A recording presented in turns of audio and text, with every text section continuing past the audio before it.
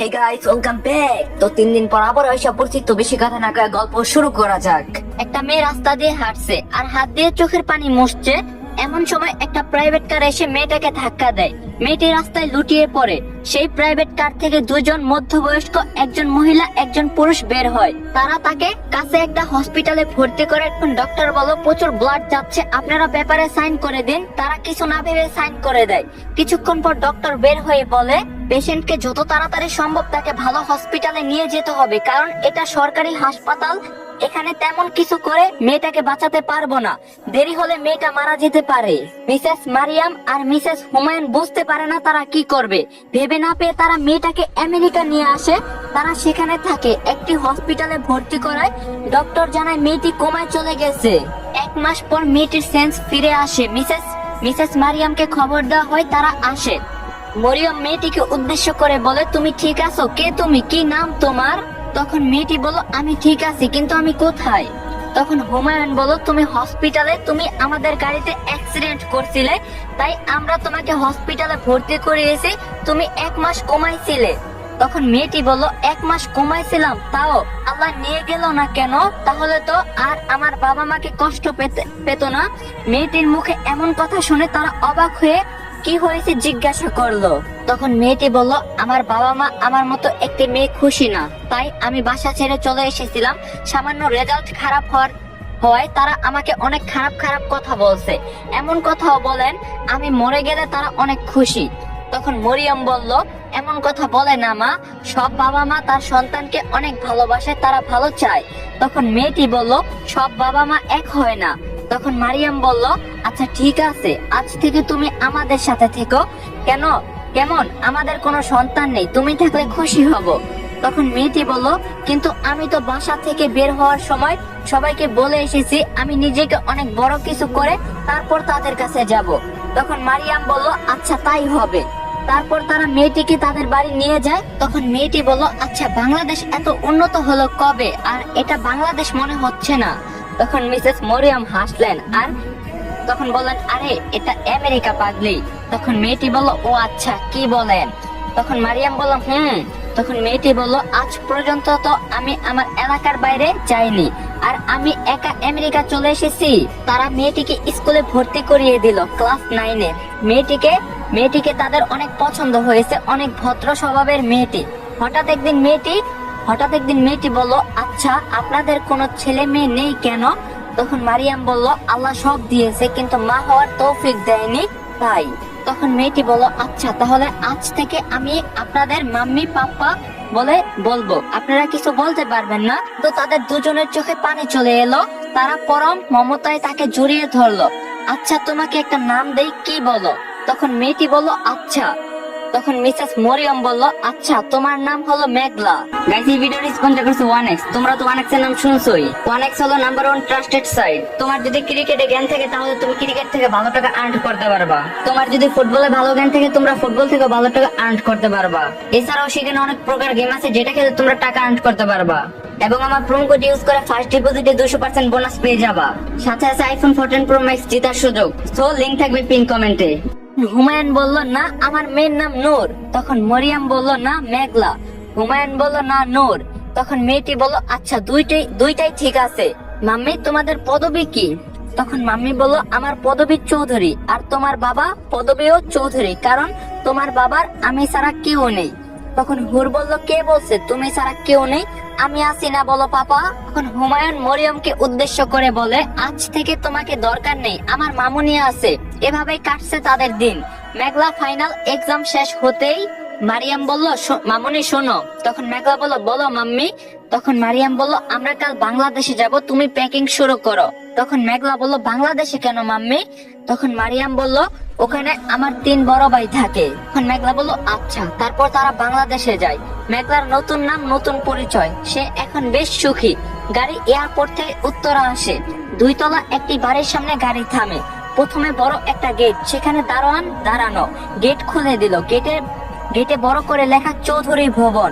ভেতরে ঢুকতেই বাঁ পাশে লাইন ধরে ফুল গাছ। বাড়ির পেছনে যাওয়া যায়। ডান পাশে একটি দোলনা, পাশে একটা টি টেবিলের সাথে 5টি চেয়ার, সামনে ছাউনি আছে, তারপর বিশাল দরজা।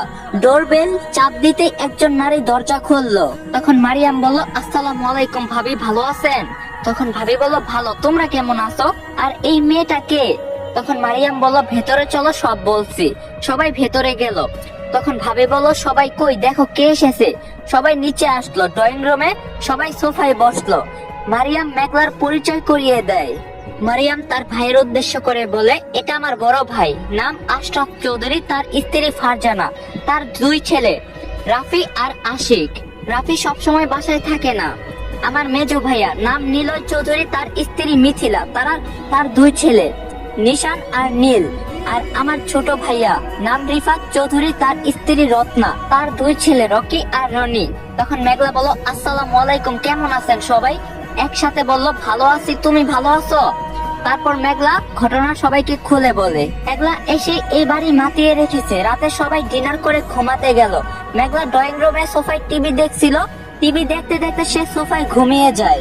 12:30 বাসায় আসে রাফি। ড্রয়িং রুমে এসে অবাক, এই বাড়িতে তো কোনো মেয়ে নেই, এই মেয়েকে?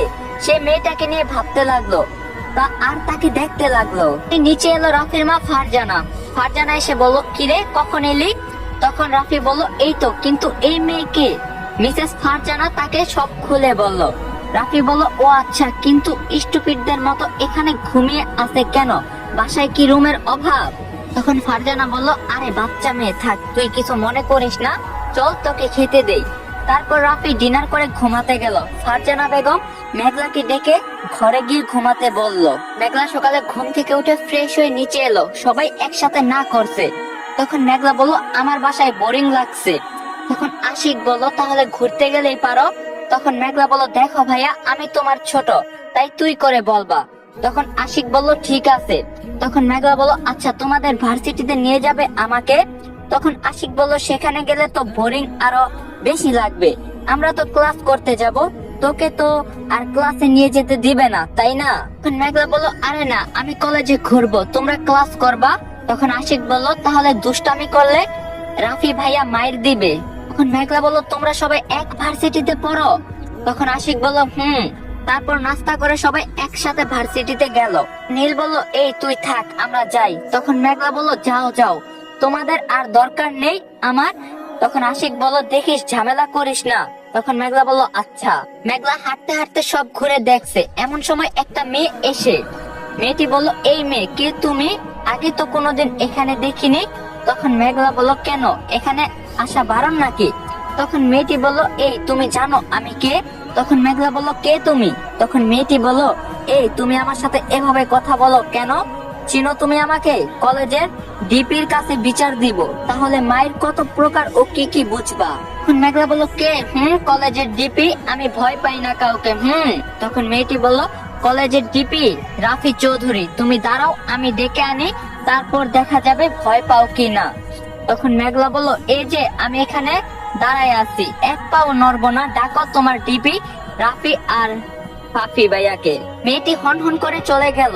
একটু পর মেঘলা দেখতে পেল একদল লোক আসছে তার দিকে। এসে মেঘলার সামনে দাঁড়ালো। একটা ছেলে মেঘলাকে ধরতে নিলে রাফি ছেলেটিকে মেঘলাকে টাচ করতে দেয় না। রাফি বলল, কি সমস্যা? তখন মেঘলা বলল, কোনো সমস্যা নেই তো। তখন মেঘলা মনে মনে বলল, মেঘলা তোর কপালে শনি আছে, সময় থাকতে পালা। মনে মনে বলে দৌড় দিল।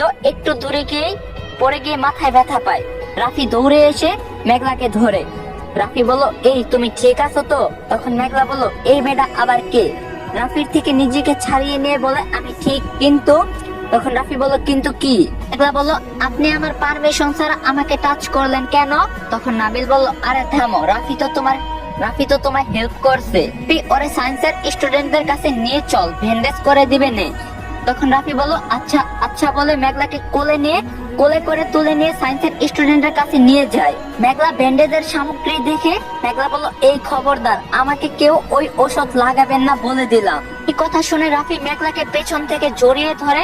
রাফির এক হাত মেঘলার মুখে কাছে আর এক হাত দিয়ে মেঘলার দুইটা হাত চেপে ধরছে। মেঘলার কাটা জায়গায় ওষুধ দিতেই মেঘলা সহ্য করতে না পেরে রাফির হাতে কামড় দেয়, কিন্তু রাফি একটুও নড়ে না।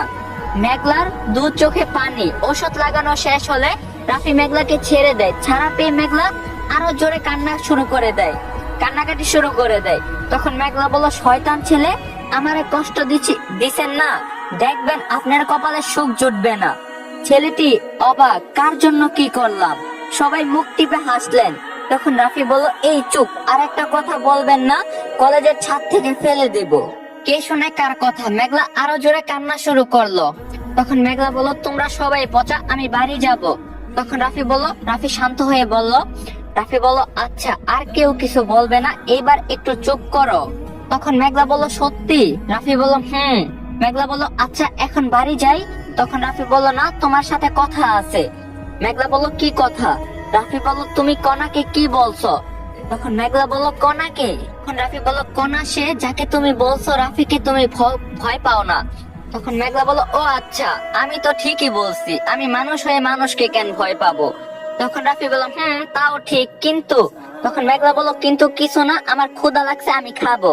তখন রাফি বলল, তাহলে চলো ক্যান্টিনে যাই। তখন মেঘলা বলল, চলেন। দাঁড়ান, আমার কাছে টাকা নেই। রাফি বলল, আমার কাছে আছে। তখন মেঘলা বলল, আমি আপনাকে চিনি না, তাহলে আপনার টাকায় খাবো কেন?